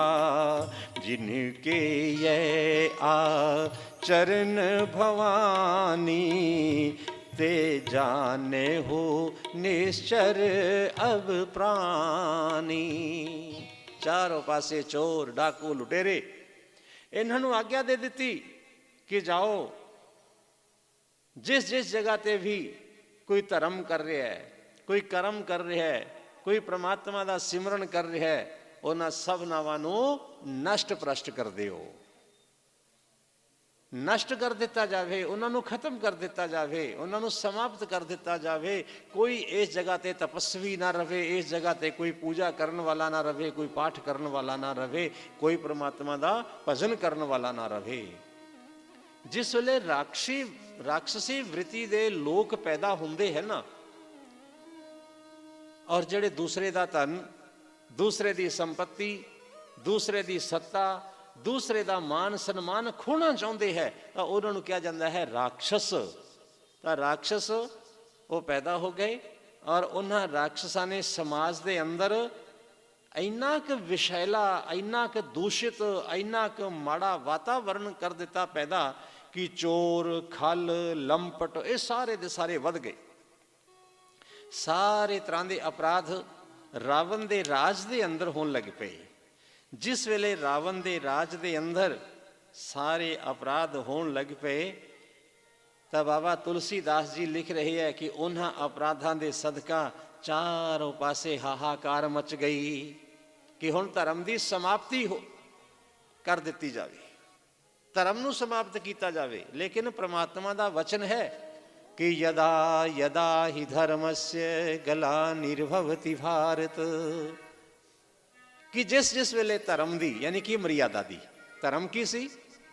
ਮਾਂ ਤੋਂ ਪਿਤਾ ਨਹੀਂ, ਮਾਂ ਨਹੀਂ ਦੇਵਾ, ਕਿਸੇ ਦੇਵੀ ਦੇਵਤਾ ਨੂੰ ਨਹੀਂ ਮੰਨ ਰਹੇ ਉਦੋਂ ਦੇ ਲੋਕ। ਮਾਤਾ ਪਿਤਾ ਦੀ ਆਗਿਆ ਦੀ ਪਾਲਣਾ ਉਹ ਨਹੀਂ ਕਰ ਰਹੇਗੇ, ਔਰ ਫਿਰ ਕੋਈ ਸੱਜਣਾ ਵਾਲਾ ਉਹਨਾਂ ਦੇ ਅੰਦਰ ਕਰਮ ਨਹੀਂ ਹੈ, ਉਹਨਾਂ ਦੇ ਅੰਦਰ ਕੋਈ ਅੱਛੀ ਭਾਵਨਾ ਨਹੀਂ ਹੈ, ਉਹਨਾਂ ਦੇ ਕੋਈ ਅੱਛੇ ਵਿਚਾਰ ਨਹੀਂ ਹੈ, ਔਰ ਫਿਰ ਸਾਧੂਆਂ ਦੀ ਸੇਵਾ ਨਹੀਂ ਕਰਦੇ, ਉਲਟੇ ਸਾਧੂਆਂ ਤੋਂ ਸੇਵਾ ਕਰਵਾ ਰਹੇ ਹੈ, ਧਰਮ ਦਾ ਵਿਨਾਸ਼ ਕਰ ਰਹੇ। ਸਨਾਤਨ ਦਾ ਨਾਸ਼ ਕਰਨ ਵਾਸਤੇ, ਸਨਾਤਨ ਦਾ ਵਿਨਾਸ਼ ਕਰਨ ਵਾਸਤੇ ਉਹ ਆਪਣਾ ਸਾਰਾ ਯਤਨ ਲਾ ਰਹੇ ਹੈ। ਅੱਜ ਵੀ ਹੋ ਰਿਹਾ, ਟੀਵੀ ਦੇ ਅੰਦਰ ਤੁਸੀਂ ਕਈ ਵਾਰੀ ਸੁਣਿਆ ਹੋਵੇਗਾ, ਕਈ ਨੇਤਾ ਅੱਜ ਵੀ ਖੜੇ ਹੋ ਕੇ ਸਟੇਜ ਦੇ ਉੱਤੇ ਕਹਿ ਰਹੇ ਕਿ ਸਨਾਤਨ ਧਰਮ ਨੂੰ ਖਤਮ ਕਰ ਦਿਓ, ਸਨਾਤਨ ਧਰਮ ਨੂੰ ਖਤਮ ਕਰ ਦਿਓ। ਜਿੰਨਾ ਚਿਰ ਸਨਾਤਨ ਧਰਮ ਰਹੇਗਾ ਉਹਨਾਂ ਚਿਰ ਸੰਸਾਰ ਇਸ ਦੇ ਅੰਦਰ ਸ਼ਾਂਤੀ ਨਹੀਂ ਹੋ ਸਕਦੀ। ਉਹ ਕਿੰਨਾ ਦਾ ਵਿਚਾਰ ਹੈ? ਰਾਖਸ਼ਾਂ ਦਾ ਵਿਚਾਰ ਹੈ। ਰਾਵਣ ਨੇ ਵੀ ਸਨਾਤਨ ਨੂੰ ਖਤਮ ਕਰਨ ਦੀ ਕੋਸ਼ਿਸ਼ ਕੀਤੀ, ਲੇਕਿਨ ਰਾਵਣ ਦੇ ਘਰ ਦੇ ਅੰਦਰ ਕੋਈ ਪਾਣੀ ਦੇਣ ਵਾਲਾ ਨਹੀਂ ਬਾਕੀ ਬਚਿਆ। ਕੰਸ ਨੇ ਵੀ ਸਨਾਤਨ ਨੂੰ ਖਤਮ ਕਰਨ ਦੀ ਕੋਸ਼ਿਸ਼ ਕੀਤੀ, ਕੰਸ ਦੇ ਘਰ ਦੇ ਵਿੱਚ ਵੀ ਕੋਈ ਨਹੀਂ ਬਚਿਆ। ਹਿਰਣਕਸ਼ਪੂ ਨੇ, ਹਿਰਣਾਕਸ਼ਸ ਨੇ ਸਨਾਤਨ ਨੂੰ ਖਤਮ ਕਰਨ ਦੀ ਕੋਸ਼ਿਸ਼ ਕੀਤੀ। ਰਿਸ਼ੀ ਮੁਨੀ, ਮਹਾਤਮਾ, ਸੰਤ, ਪ੍ਰਮਾਤਮਾ ਦਾ ਭਜਨ ਕਰਨ ਵਾਲੇ, ਰਾਮ ਰਾਮ ਕਰਨ ਵਾਲੇ, ਉਹਨਾਂ ਨੂੰ ਤਰ੍ਹਾਂ ਤਰ੍ਹਾਂ ਦੇ ਤਸੀਹੇ ਦਿੱਤੇ, ਪਰ ਉਹਨਾਂ ਦਾ ਅੱਜ ਤੱਕ ਕੋਈ ਵੰਸ਼ਜ ਬਚਿਆ ਨਹੀਂ ਹੈ। ਔਰ ਜਿਨ੍ਹਾਂ ਨੇ ਸਨਾਤਨ ਵਾਸਤੇ ਆਪਣਾ ਆਪ ਕੁਰਬਾਨ ਕੀਤਾ, ਔਰ ਉਹਨਾਂ ਨੂੰ ਕੋਈ ਮਿਟਾਉਣ ਵਾਲਾ ਪੈਦਾ ਨਹੀਂ ਹੋਇਆ। ਸਨਾਤਨ ਖਤਮ ਨਹੀਂ ਹੋਇਆ, सनातन सदा तो रहने वाला है, क्योंकि सनातन परमात्मा का स्वरूप है। सनातन यानी कि सदा रहने वाला, सत्य सदा रहने वाला है। तो अज के साडे नेता भी कई कह रहे हैं कि सनातन नूं समाप्त कर दिता जाए, सनातन नूं समाप्त करन दा प्रयास किया जाए। ये विचार आपा करना है, जिस दे विच जदों सनातन समाप्त हुंदा है तो उस वेले परमात्मा स्वयं प्रगट होंदे है और इस तरह के दुराचारी लोगों को इस तरह का दंड दिंदे है, इस तरह का उन्हां दा विनाश करते हैं। समूल जड़ां तक उन्हां दी खत्म हो जाती है, जड़ दे विचों पट के सुट दिंदे है परमात्मा। तो रावण भी उहियो कुछ कर रहा। अज रावण पैदा होके लोगों को रुला रहा है, लोगों को परेशान कर रहा है। चारों पासे अधर्म, चारों पासे लोगों का वध, चारों पासे छीना छपटी। रावण की है? साडे मन की कामनावां। 10 मुख है ना, जे आप दूसरे जरा विचार करिए अध्यात्म विषय के नाल, तो रावण का मतलब, रावण नूं आपां कहने 10 सिर। 10 सिर का मतलब की है कि साडे शरीर के अंदर 10 इंद्रियां है, जिन्हां दे विचों 5 ज्ञान इंद्रियां है ते 5 कर्म इंद्रियां है। 10 दियां 10 इंद्रियां अलग अलग चल रही हैं। अखा माड़ा देखना चाहती है, माड़ा देखो। कन्न माड़ा सुनना चाहते, आनंद आउण लग पिया, माड़ा सुनी चलो। जुबान बुरा बोलना चाहती है, बुरा खाना पाना चाहती है, कोई दिक्कत नहीं है। पैर माड़ी जगह ते जाना चाहते, कोई डर नहीं है। हाथ माड़ा काम करना चाहते, कोई दिक्कत नहीं है। ਜਿਸ ਦੀਆਂ 10 ਇੰਦਰੀਆਂ 10 ਪਾਸੇ ਜਿਨ੍ਹਾਂ ਦਾ ਮੂੰਹ ਹੈ ਨਾ, ਮਨ ਮਾਨੀ ਜਿਹੜੀਆਂ ਕਰ ਰਹੀਆਂ, ਕਿਸੇ ਦੇ ਕਹਿਣ ਤੇ ਰੁਕਦੀਆਂ ਨਹੀਂ ਹੈ, ਉਸ ਦਾ ਨਾਮ ਹੈ ਰਾਵਣ। 10 ਮੁਖ 10 ਗਰੀਵ। और एक कौन है? दशरथी। दशरथी कौन है? राम। 10 ਇੰਦਰੀਆਂ ਦੀ ਲਗਾਮ ਜਿਨ੍ਹਾਂ ਦੇ ਹੱਥ ਦੇ ਵਿੱਚ ਫੜੀ ਹੋਈ ਹੈ, ਕਿਸੇ ਨੂੰ ਬੇਕਾਬੂ ਨਹੀਂ ਹੋਣ ਦਿੰਦੇ। 10 ਘੋੜਿਆਂ ਦੀ ਲਗਾਮ ਜਿਸਨੇ ਆਪਣੇ ਹੱਥ ਦੇ ਵਿੱਚ ਪਕੜੀ ਹੋਈ ਹੈ, ਔਰ ਸਿੱਧੇ ਚੱਲੇ ਜਾ ਰਹੇ ਹੈ ਜਿੱਧਰਲੇ ਪਾਸੇ ਨੂੰ ਚਾਹੁੰਦੇ ਹੈ। ਜਿੱਥੇ ਰੋਕਦੇ ਉੱਥੇ ਰੁਕ ਜਾਂਦੇ, ਜਿੱਥੋਂ ਚਲਾਉਂਦੇ ਉੱਥੇ ਚੱਲ ਪੈਂਦੇ ਹੈ। 10 ਹੀ ਇੰਦਰੀਆਂ ਜਿਨ੍ਹਾਂ ਦੇ ਮਨ ਦੇ ਆਪਣੇ, ਜਿਨ੍ਹਾਂ ਦੇ ਕਾਬੂ ਦੇ ਵਿੱਚ ਹੈ, ਜਿਨ੍ਹਾਂ ਦੀ ਲਗਾਮ ਜਿਨ੍ਹਾਂ ਦੇ ਹੱਥ ਦੇ ਵਿੱਚ ਹੈ, ਉਹ ਕੌਣ ਹੈ? ਉਹ ਹੈ ਰਾਮ। बाबा तुलसीदास जी लिख रहे कि बड़े खल बहु चोर जुआरा, जे लंपट पर धन पर दारा, माँ नहीं मातु पिता नहीं देवा, साधुन सन करा वही सेवा, जिनके यह आचरण भवानी, जाने हो निश्चर सब प्राणी। इस तरह के जिन्हों के आचरण है वो सारे कौन है? वो राक्षस है। ਉਹ ਰਾਖਸ਼ਾਂ ਦੀ ਨਿਸ਼ਾਨੀਆਂ ਦਸੀਆਂ, ਨਿਸ਼ਾਚਰਾਂ ਦੀਆਂ ਨਿਸ਼ਾਨੀਆਂ ਦਸੀਆਂ। ਚਾਰੋਂ ਪਾਸੇ ਤਰਾਹੀ ਤਰਾਹੀ ਹੋ ਗਈ। ਜਿਸ ਵੇਲੇ ਚਾਰੋਂ ਪਾਸੇ ਦੀਨ ਦੁਖੀ ਪੁਕਾਰਨ ਲੱਗ ਪਏ ਨਾ, ਤਾਂ ਸਾਰੇ ਦੇਵਤਾ ਇਕੱਠੇ ਹੋਏ। ਦੇਵਤਾ ਇਕੱਠੇ ਹੋ ਕੇ ਸਭ ਤੋਂ ਪਹਿਲੇ ਕਿਸ ਦੇ ਕੋਲ ਗਏ? ਰਿਸ਼ੀਆਂ ਦੇ ਕੋਲ, ਬ੍ਰਾਹਮਣਾਂ ਦੇ ਕੋਲ। ਕੀ ਮਹਾਰਾਜ ਤੁਸੀਂ ਕੋਈ ਯੱਗ ਕਰੋ, ਕੋਈ ਪੂਜਾ ਕਰੋ, ਕੋਈ ਪਾਠ ਕਰੋ, ਇਸ ਰਾਵਣ ਦੇ ਅਤਿਆਚਾਰਾਂ ਤੋਂ ਸਾਨੂੰ ਮੁਕਤੀ ਮਿਲੇ।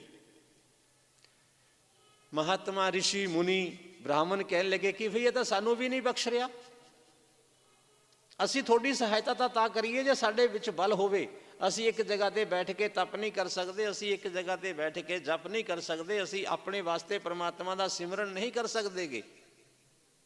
ਤਾਂ ਫਿਰ ਇਸ ਤੋਂ ਬਾਅਦ ਉਹਨਾਂ ਰਿਸ਼ੀ ਮੁਨੀਆਂ ਨੇ ਕਿਹਾ ਕਿ ਆਪਾਂ ਹੋਰ ਵੀ ਆਪਣੇ ਕੋਈ ਨਾਲ ਲਈਏ, ਸਾਡੇ ਕੱਲਿਆਂ ਦੇ ਨਾਲ ਇਹ ਕੰਮ ਬਣਨ ਵਾਲਾ ਨਹੀਂ ਹੈ। ਤਾਂ ਫਿਰ ਉਹਨਾਂ ਨੇ ਦੂਸਰੇ ਨੰਬਰ ਤੇ ਪ੍ਰਿਥਵੀ ਮਾਤਾ ਨੂੰ ਯਾਦ ਕੀਤਾ। ਪ੍ਰਿਥਵੀ ਧਰਤੀ ਮਾਤਾ, ਉਸ ਨੂੰ ਕਿਹਾ ਕਿ ਹੇ ਮਾਂ ਹੁਣ ਤੂੰ ਵੀ ਪ੍ਰਗਟ ਹੋ।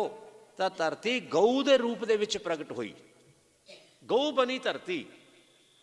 ਔਰ ਜਿਸ ਵੇਲੇ ਗਊ ਬਣੀ ਨਾ ਧਰਤੀ, ਦੇਵਤਾ ਇਹਨਾਂ ਨੂੰ ਅੱਗੇ ਕਰਕੇ ਸਭ ਤੋਂ ਪਹਿਲੇ ਰਿਸ਼ੀ ਮੁਨੀ ਮਹਾਤਮਾ, ਇਸ ਤੋਂ ਬਾਅਦ ਦੇ ਵਿੱਚ ਉਹਨਾਂ ਦੇ ਪਿੱਛੇ ਧਰਤੀ ਚੱਲ ਰਹੀ ਹੈ। ਫਿਰ ਉਹਨਾਂ ਦੇ ਪਿੱਛੇ ਕੌਣ ਚੱਲ ਰਿਹਾ ਹੈ? ਉਹਨਾਂ ਦੇ ਪਿੱਛੇ ਦੇਵਤਾ ਚੱਲ ਰਹੇ ਹੈ, ਔਰ ਉਹਨਾਂ ਦੇ ਪਿੱਛੇ ਸਮਾਜ ਚੱਲ ਰਿਹਾ ਹੈ, ਸੰਤ ਸਮਾਜ। ਸੰਤ ਸਮਾਜ ਦਾ ਮਤਲਬ ਚੰਗੀ ਸੋਚ ਵਾਲੇ ਲੋਕ, ਚੰਗੇ ਵਿਚਾਰਾਂ ਵਾਲੇ ਲੋਕ।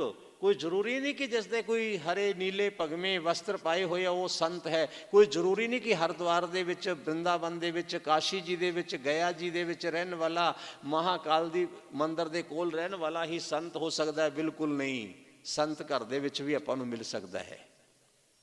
ਉਸ ਜਗ੍ਹਾ ਤੇ ਵੀ ਲੰਪਟ ਆਦਮੀ ਹੋ ਸਕਦੇ, ਉਸ ਜਗ੍ਹਾ ਤੇ ਵੀ ਬੁਰੇ ਕਰਮ ਕਰਨ ਵਾਲੇ ਹੋ ਸਕਦੇ ਹੈ। ਤਾਂ ਫਿਰ ਜਿਹੜੇ ਸੱਜਣ ਆਦਮੀ ਸੀ ਨਾ, ਉਸ ਜਗ੍ਹਾ ਤੇ ਗਏ ਔਰ ਸਭ ਜਣਿਆਂ ਨੇ ਮਿਲ ਕੇ ਭਗਵਾਨ ਦੇ ਅੱਗੇ ਪ੍ਰਾਰਥਨਾ ਕੀਤੀ। ਕਿਸ ਦੇ ਅੱਗੇ? ਬ੍ਰਹਮਾ ਜੀ ਦੇ ਕੋਲ। ਬ੍ਰਹਮਾ ਜੀ ਮਹਾਰਾਜ ਕਹਿਣ ਲੱਗੇ ਚਲੋ ਕਿ ਭਗਵਾਨ ਸ਼ੰਕਰ ਜੀ ਦੇ ਕੈਲਾਸ਼ ਪਰਬਤ ਤੇ। ਤਾਂ ਭਗਵਾਨ ਸ਼ੰਕਰ ਜੀ ਦੇ ਕੈਲਾਸ਼ ਪਰਬਤ ਦੇ ਉੱਤੇ ਜਦੋਂ ਸਭ ਜਣੇ ਪਹੁੰਚੇ ਔਰ ਸਭ ਜਣਿਆਂ ਨੇ ਪਹੁੰਚ ਕੇ ਭਗਵਾਨ ਸ਼ੰਕਰ ਜੀ ਨੂੰ ਪ੍ਰਾਰਥਨਾ ਕੀਤੀ ਕਿ ਪ੍ਰਭੂ ਇਸ ਵੇਲੇ ਧਰਤੀ ਦੇ ਉੱਤੇ ਬੜਾ ਪਾਪ ਹੋ ਰਿਹਾ ਹੈ, ਬਹੁਤ ਜ਼ਿਆਦਾ ਦੁੱਖ ਜੀਵਾਂ ਨੂੰ ਦਿੱਤਾ ਜਾ ਰਿਹਾ ਹੈ। ਕੋਈ ਜੀਵ ਇਸ ਤਰ੍ਹਾਂ ਦਾ ਨਹੀਂ ਹੈ ਜਿਹੜਾ ਸੁਖੀ ਹੋਵੇ। ਸਭ ਲੋਕ ਦੁਖੀ ਹੀ ਦੁਖੀ ਹੈ। ਕਿਸ ਦੇ ਕਾਰਨ ਦੁਖੀ ਹੈ? ਰਾਵਣ ਦੇ ਕਾਰਨ। ਕੋਈ ਆਪਣੇ ਸਰੀਰ ਦੇ ਕਾਰਨ ਦੁਖੀ ਹੁੰਦਾ ਹੈ, ਕੋਈ ਧਨ ਨਾ ਹੋਣ ਦੇ ਕਾਰਨ ਦੁਖੀ ਹੁੰਦਾ ਹੈ, ਕੋਈ ਸੰਤਾਨ ਨਾ ਹੋਣ ਦੇ ਕਾਰਨ ਦੁਖੀ ਹੁੰਦਾ ਹੈ, ਕੋਈ ਹੋਰ ਕਿਸੇ ਕਾਰਨ ਦੁਖੀ ਹੁੰਦਾ ਹੈ। ਪਰ ਇੱਕ ਅੱਧਾ ਕੋਈ ਨਾ ਕੋਈ ਵਿਅਕਤੀ ਇਸ ਤਰ੍ਹਾਂ ਦਾ ਵੀ ਹੁੰਦਾ ਹੈ ਜਿਹੜਾ ਕਿਸੇ ਨੂੰ ਸਾਰਿਆਂ ਨੂੰ ਦੁੱਖ ਦਿੰਦਾ। ਜਿਸ ਪਰਿਵਾਰ ਦੇ ਵਿੱਚ ਇੱਕ ਕੋਈ ਮਾੜਾ ਆਦਮੀ ਹੋਵੇ ਔਰ ਹੋਵੇ ਤਾਕਤਵਰ, ਉਹ ਸਾਰੇ ਪਰਿਵਾਰ ਨੂੰ ਦੁਖੀ ਕਰ ਦਿੰਦਾ। ਇੱਕ ਮੁਹੱਲੇ ਦੇ ਵਿੱਚ ਕੋਈ ਸ਼ਕਤੀਸ਼ਾਲੀ ਆਦਮੀ ਹੋਵੇ ਔਰ ਹੋਵੇ ਮਾੜਾ ਹੀ ਸੋਚਦਾ, ਉਹ ਸਾਰੇ ਗਲੀ ਮੁਹੱਲੇ ਦਾ ਚੈਨ ਖਤਮ ਕਰ ਦਿੰਦਾ। ਇੱਕ ਕੋਈ ਸ਼ਹਿਰ ਦੇ ਵਿੱਚ ਆਦਮੀ ਮਾੜਾ ਹੋਵੇ, ਤਾਕਤਵਰ ਹੋਵੇ, ਤਾਂ ਉਹ ਸਾਰੇ ਸ਼ਹਿਰ ਦਾ ਜੀਣਾ ਹਰਾਮ ਕਰ ਦਿੰਦਾ।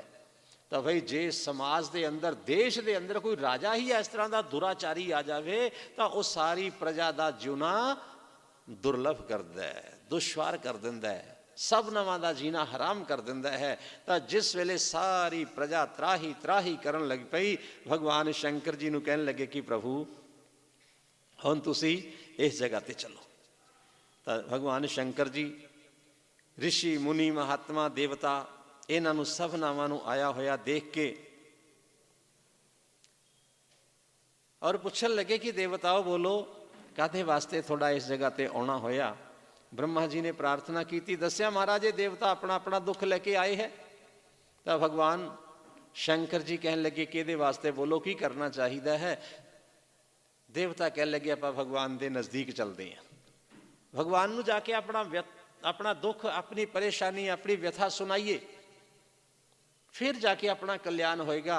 भगवान शंकर जी उन्हां दे वचनां नूं सुन के हसे, कहने लगे देखो देवताओ थोनू शायद मैनू इस तरह के नाल लगता है कि शरधा नहीं है। तुसीं कह रहे कि उस जगह ते जाने की जरूरत है, एक पासे तो आप कह रहे कि परमात्मा कण कण दे अंदर समाये हुए है, और दूसरा तुसीं कह रहे हो कि आप वैकुंठ लोक दे विच जावांगे फिर आपां परमात्मा मिल लेंगे। तब कहने लगे महाराज ऐ बाबा भोलेनाथ तुसीं दसो सानू की करना चाहिए। तो भगवान शंकर कहने लगे कि सिमरन करना चाहिए है, परमात्मा दा भजन करना चाहिए है, क्योंकि हरि व्यापक सर्वत्र समाना और प्रेम से प्रकट होई मैं जाना। भगवान तो सब जगह ते विराजमान है, और जरूरत किस चीज़ की है? प्रगट करन दी, प्रगट करने पैंदे है, भगवान नूं प्रगट करना पैंदा है। हर एक जगह ते परमात्मा दा है। दुध दे अंदर मक्खन हुंदा घी हुंदा है ना, ये नहीं हुंदा गा कि आपां हुणे गऊ दा जां आपां किसे भैंस दा जां किसे भी दुध देने वाले दा दुध लैके आइए बाल्टी दे विच पा के, हुणे गऊ नूं जां मझ नूं आपां चो के लियाइए तो इस तरह के नाल आपां बुक भर के उहदे विचों मक्खन कढ़ लवांगे, अज तक नहीं होयागा। लेकिन है उसके अंदर ही, और उहदे वास्ते सानू कुछ प्रयास करना पैंदा है, और कुछ उहदे वास्ते सानू प्रतीक्षा करनी पैंदी है। प्रतीक्षा भी ये नहीं कि आपां हुणे ही उसके अंदर दही पा दिता और एट ए टाइम ही उहदा जम जाएगा, फिर आप उसनूं रिड़क लवांगे उस वेले बन जाएगा, नहीं। उहदे वास्ते सानू थोड़ा जिहा प्रयास करना पैंदा है। भगवान जिवें मक्खन प्रगट करना पैंदा है, लेकिन है दुध के अंदर ही, किसी नूं नज़र नहीं आउंदा गा। अग्नि किस जगह ते है? लकड़ी के अंदर है। अग्नि लकड़ के अंदर है, पर उसनूं प्रगट करना पैंदा है। करंट किस जगह ते है? तार के अंदर है, उहदे विचों रोशनी नहीं आउंदी गी। उहदे वास्ते लाइट का साधन लाटू बल्ब सानू लाउणा पैंदा है। तो भगवान महादेव की कह रहे हैं कि हरि व्यापक सर्वत्र समाना और प्रेम से प्रकट होई मैं जाना। भगवान सब जगह ते विराजमान है। इसनों प्रगट करन वास्ते किथों? प्रेम दे नाल।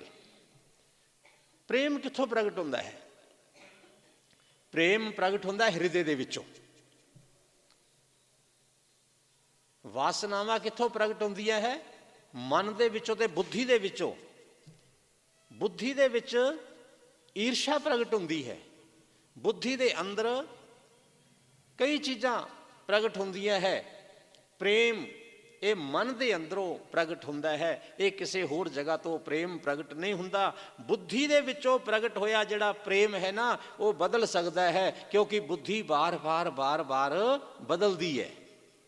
बुद्धि बार बार बदलती है, और बुद्धि दे नाल जिहड़ा प्रेम प्रगट किया जाता है, बुद्धि दे विचों जिहड़ा प्रेम प्रगट हुंदा है, उस प्रेम नूं प्रेम नहीं कहा जाता, उसनूं स्वार्थ कहा जाता है। स्वार्थ लाग करे सब प्रीति। स्वार्थ दे नाल मिल के, स्वार्थ की भावना लेके तो आदमी हरेक दे नाल अपना प्रेम प्यार भाईचारा वधाउंदा है, पर वो जदों स्वार्थ पूरा हो जाता उस तो किनारा करना शुरू कर दिंदा है। लेकिन जिहड़ा हृदय तो प्रेम प्रगट होया है ना, वो किते घटदा नहीं है, वो दिनों दिन वधदा है। ਜਿਵੇਂ ਸੂਰਜ ਜਿਵੇਂ ਜਿਵੇਂ ਚੜ੍ਹਦਾ ਹੈ ਉਸ ਦੀ ਤਪਸ਼ ਉਹ ਵੱਧਦੀ ਹੈ, ਚੰਦਰਮਾ ਜਿਵੇਂ ਜਿਵੇਂ ਉਦੇ ਹੁੰਦਾ ਹੈ ਉਸ ਦੀ ਸ਼ੀਤਲਤਾ ਵੱਧਦੀ ਹੈ, ਉਸੇ ਤਰ੍ਹਾਂ ਦੇ ਨਾਲ ਹਿਰਦੇ ਦੇ ਵਿੱਚੋਂ ਜਿਹੜਾ ਪ੍ਰੇਮ ਪ੍ਰਗਟ ਹੋਇਆ ਹੈ ਉਸ ਦਾ ਆਨੰਦ ਬਹੁਤ ਸੁਖਦਾਈ ਹੁੰਦਾ ਔਰ ਬਹੁਤ ਕਲਿਆਣਕਾਰੀ ਹੁੰਦਾ ਹੈ। ਬੁੱਧੀ ਦੇ ਵਿੱਚੋਂ ਸਵਾਰਥ ਪੈਦਾ ਹੁੰਦਾ ਹੈ ਔਰ ਹਿਰਦੇ ਦੇ ਵਿੱਚੋਂ ਪ੍ਰੇਮ ਪ੍ਰਗਟ ਹੁੰਦਾ ਹੈ। ਔਰ ਪ੍ਰਮਾਤਮਾ ਕਿਸ ਦੇ ਨਾਲ ਪ੍ਰਗਟ ਹੁੰਦੇ ਹੈ ਤਾਂ ਪ੍ਰੇਮ ਸੇ ਪ੍ਰਗਟ ਹੋਈ ਮੈਂ ਜਾਣਾ। ਭਗਵਾਨ ਤਾਂ ਪਿਆਰ ਦੇ ਨਾਲ ਪ੍ਰਗਟ ਹੋ ਰਹੇ ਹੈ। ਔਰ ਕਿਸ ਜਗ੍ਹਾ ਤੇ ਹੋਣਗੇ? ਦੇਸ ਕਾਲ ਦਿਸੀ ਵਿਦਿਸ ਹੂੰ ਮਾਹੀ, ਕਹੂੰ ਸੋ ਕਹਾਂ ਜਹਾਂ ਪ੍ਰਭੂ ਨਾਹੀ। ਕੋਈ ਏਦਾਂ ਦੀ ਜਗ੍ਹਾ ਦੱਸੋ ਜਿੱਥੇ ਪ੍ਰਮਾਤਮਾ ਨਾ ਹੋਣ। ਦੇਵਤਾਵਾਂ ਨੇ ਕਹਿਣਾ ਮਹਾਰਾਜ ਫਿਰ ਕਿੱਥੇ ਬੈਠੀਏ, ਕਿੱਥੇ ਸਿਮਰਨ ਕਰੀਏ, ਕਿਵੇਂ ਪ੍ਰਮਾਤਮਾ ਨੂੰ ਪੁਕਾਰੀਏ? ਤਾਂ ਭੋਲੇਨਾਥ ਬਾਬਾ ਕਹਿ ਰਹੇ ਕਿ ਦੱਸੋ ਕਿਹੜੀ ਜਗ੍ਹਾ ਜਿੱਥੇ ਪ੍ਰਮਾਤਮਾ ਨਹੀਂ ਹੈ। ਤੁਸੀਂ ਤਾਂ ਪੁੱਛ ਰਹੇ ਹੋ ਨਾ ਕਿ ਕਿੱਥੇ ਹੈ ਪ੍ਰਮਾਤਮਾ। ਔਰ ਮਹਾਦੇਵ ਜੀ ਕਹਿ ਰਹੇ ਕਿ ਮੈਂ ਤੁਹਾਨੂੰ ਪੁੱਛ ਰਿਹਾ ਦੇਵਤਾਓ, ਇਹ ਦੱਸੋ ਕਿ ਪ੍ਰਮਾਤਮਾ ਕਿੱਥੇ ਨਹੀਂ ਹੈ। ਕੋਈ ਉਂਗਲ ਰੱਖੋ ਇਸ ਜਗ੍ਹਾ ਤੇ ਕਿ ਇੱਥੇ ਪ੍ਰਮਾਤਮਾ ਨਹੀਂ ਹੈ, ਮੈਂ ਤੁਹਾਨੂੰ ਉਸ ਜਗ੍ਹਾ ਤੋਂ ਪ੍ਰਗਟ ਕਰਕੇ ਦਿਖਾਉਣਾ। ਪ੍ਰਹਿਲਾਦ ਜੀ ਨੂੰ ਕਿਸ ਜਗ੍ਹਾ ਤੋਂ? ਖੰਭੇ ਦੇ ਵਿੱਚੋਂ ਪ੍ਰਗਟ ਹੋ ਗਏ। ਪ੍ਰਗਟ ਕਰਨਾ ਪਿਆ ਨਾ, ਖੰਭੇ ਦੇ ਵਿੱਚੋਂ ਪ੍ਰਗਟ ਹੋ ਗਏ ਪ੍ਰਮਾਤਮਾ। ਜਿਸ ਵੇਲੇ ਖੰਭੇ ਦੇ ਵਿੱਚੋਂ ਪ੍ਰਗਟ ਹੋ ਸਕਦੇ ਹੈ, ਪਾਸ਼ਾਣ ਦੇ ਵਿੱਚੋਂ ਪ੍ਰਗਟ ਹੋ ਸਕਦੇ ਹੈ, ਮੂਰਤੀ ਦੇ ਵਿੱਚੋਂ ਪ੍ਰਗਟ ਹੋ ਸਕਦੇ ਹੈ, ਕਿਸੇ ਵੀ ਥਾਂ ਤੋਂ ਕਣ ਕਣ ਦੇ ਵਿੱਚੋਂ ਵਿਰਾਜਮਾਨ ਹੈ, ਕਣ ਕਣ ਦੇ ਵਿੱਚੋਂ ਕਿਤੋਂ ਵੀ ਪ੍ਰਗਟ ਹੋ ਸਕਦੇ। ਹਰੀ ਵਿਆਪਕ ਸਰਵਤਰ ਸਮਾਨਾ ਔਰ ਪ੍ਰੇਮ ਸੇ ਪ੍ਰਗਟ ਹੋਈ ਮੈਂ ਜਾਣਾ। ਬਿਨਾ ਪ੍ਰੇਮ ਤੋਂ प्रभु प्रगट नहीं होंगे। तो सब जब ने आप मिल के बैठ के बड़े श्रद्धा दे नाल देवता भगवान शंकर जी दे नाल सिमरन कर रहे हैं और भगवान नू याद कर रहे हैं कि प्रभु ए दीना बंधु मन इस जगह ते आओ। सुंदर है नाम राम का,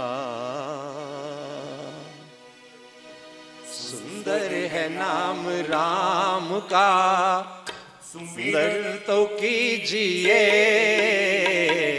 सुंदर है नाम नाम, सुमिरन तो कीजिए, सुंदर है राम नाम का, सुमिरन तो कीजिए, सुंदर है नाम राम का, सुमिरन तो कीजिए। संतों के संग बैठ के, संतों के संग बैठ के शुरुआत लीजिए, संतों के संग बैठ के भक्तों को लीजिए। सुंदर है नाम राम का, सुंदर तो कीजिए, सुंदर है नाम राम का, सुमिरन तो कीजिए।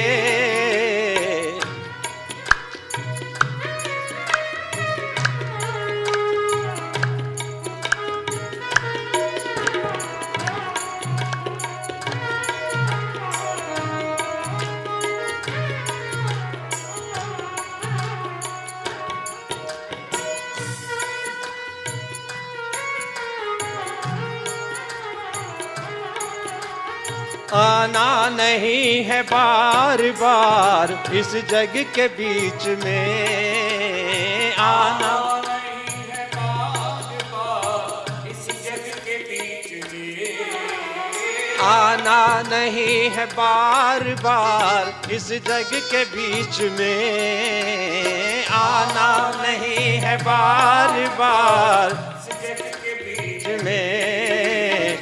रिश्ता तो प्रभु राम से, रिश्ता तो प्रभु राम से जोड़ लीजिए, रिश्ता तो प्रभु राम से जोड़ लीजिए। सुंदर है नाम राम का, सुमिरन तो कीजिए, सुंदर है नाम राम का, सुमिरन तो कीजिए। संतों के साथ बैठ के, भक्तों के साथ बैठ के शुरुआत कीजिए। सुंदर है नाम, जय हो।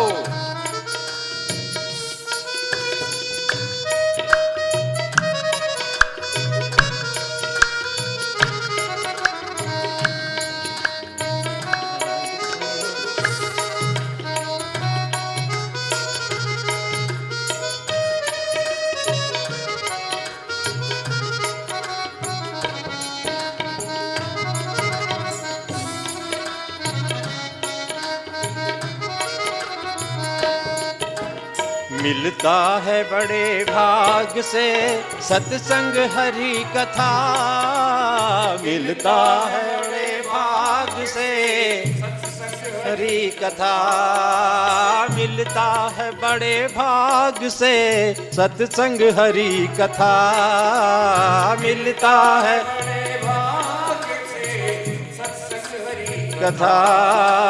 श्री राम के चरणों में, श्री राम के चरणों में, श्री राम के चरणों में अनुराग कीजिए, श्री राम के चरणों में अनुराग कीजिए, सुंदर है नाम